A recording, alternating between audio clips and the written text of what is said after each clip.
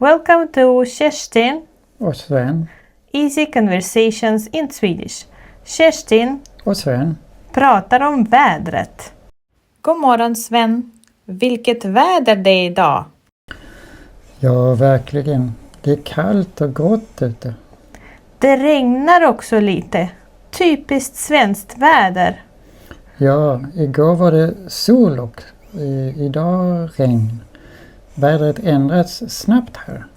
Hur många grader är det idag? Det är runt 5 grader tror jag. Då måste man ta på sig jacka. Absolut.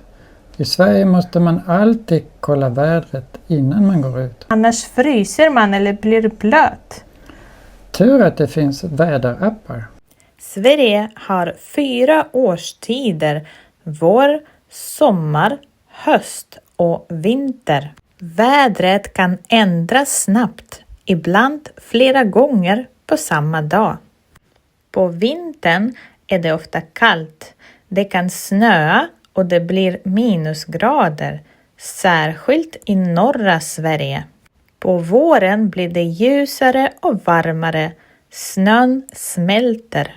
På sommaren kan det vara varmt och soligt, men det kan också regna mycket. På hösten blir det kallare igen. Det kan regna ofta och det kan blåsa mycket. I Sverige är det vanligt att prata om vädret. Man planerar dessutom sina kläder och aktiviteter efter vädret. Sven, glöm inte dina handskar. Det är kallt ute. Just det. Tack för att du säger till. Och ta på mössan också. Det blåser mycket. Ja, det märkte jag igår. Då är du redo för det svenska vädret. Haha, ja. Man måste klä sig rätt. Det finns inget dåligt väder. Bara dåliga kläder. Precis. Ha en bra dag nu. Och titta även på andra avsnitt med Kerstin Och Sven.